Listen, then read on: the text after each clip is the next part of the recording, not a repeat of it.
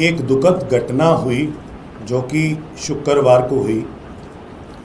एक 6 वर्ष का बच्चा जो कि दिल्ली का मूलभूत निवासी था और बच्चे का नाम तक्ष राठी था, वो बच्चा अपने घर से स्विमिंग करने के लिए जाता है। जो swimming pool MCD community centre के अंदर स्विमिंग पूल स्थित है पीतमपुरा के अंदर, उसके अंदर वो स्विमिंग करने जाता है। वो बच्चा स्विमिंग करता है, 2 बच्चे उसके साथ और स्विमिंग कर रहे होते हैं और 3 बच्चे जब लगातार इकट्ठे एक साथ स्विमिंग कर रहे होते हैं तो 2 बच्चों को देख के पता चलता है कि वो तीसरा बच्चा नहीं है।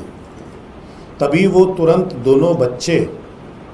शोर मचाते हैं कि तक्ष राठी जो स्विमिंग कर रहा था वो दिखाई नहीं दे रहा। तब वहां पर सारे लोग आते हैं, लाइफ गार्ड आता है और फिर उस बच्चे के डूबने के करीबन 3 से 4 मिनट बाद बच्चे को पानी से बाहर निकाला जाता है। जब तक उस बच्चे को अस्पताल लेके जाया जाता है, उसके रिश्तेदार भागे भागे पहुंचते हैं और वो बच्चे को डेथ वहाँ पे on the spot brought dead बताया जाता है डॉक्टर के माध्यम से। और डॉक्टर भी बताता है कि ये बच्चा करीबन 3 से 4 मिनट तक पानी के अंदर डूबा रहा और उसकी मृत्यु पानी के अंदर डूबने की वजह से हुई है। उस बच्चे को के रिश्तेदार बताते हैं कि उसे अच्छे से स्विमिंग आती थी और पिछले साल उसने समर कैंप्स में स्विमिंग सेशंस में पार्टिसिपेट भी किया था और बेहतरीन परफॉर्म भी किया था। ये जो सारा इंसिडेंट हुआ, ये इंसिडेंट एमसीडी कम्युनिटी सेंटर के स्विमिंग पूल के अंदर हुआ और वो एमसीडी ये कहती है कि हमने ये एक प्राइवेट कंसेशनरी को दे रखा था और वहां पे इंसिडेंट हुआ है। जब तफ्तीश की जाती है तो तफ्तीश के अंदर यह पाया जाता है कि वहां पे ना तो कोई सेफ्टी मेजर्स है, ना कोई सीसीटीवी कैमरा है और लाइफ गार्ड भी वो 3 छोटे बच्चे, यानी कि आप समझ सकते हो 6 साल का बच्चा जो फर्स्ट क्लास में था, लाइफ गार्ड उसके साथ पानी के अंदर नहीं था, उसको भी 3-4 मिनट लगे उस बच्चे को निकालने में।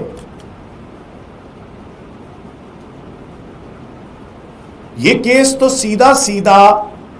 एमसीडी के ऊपर, ये क्वेश्चन मार्क है कि एमसीडी ने एक प्राइवेट कंसेशनरी को एक स्विमिंग पूल दिया, उस प्राइवेट कंसेशनरी ने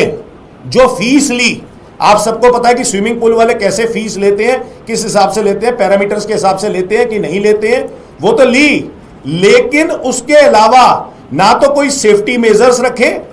और इतनी बड़ी निग्लिजेंस करी कि कोई लाइफ गार्ड भी वहां पे अवेलेबल नहीं था, उसको भी 3-4 मिनट लग गए एक बच्चे को, छोटे से बच्चे को पानी से बाहर निकालने में। तो यहां पर कई सवाल उठते हैं कि वो जो एमसीडी कम्युनिटी सेंटर के अंदर स्विमिंग पूल चल रहा था, क्या एमसीडी ने कभी पैरामीटर्स चेक करे कि ये जो स्विमिंग पूल प्राइवेट कंसेशनरी को दिया है, क्या वो पैरामीटर्स पूरे फुलफिल कर रहा है? क्या कभी एमसीडी ने वहां पे सेफ्टी मेजर्स का जायजा लिया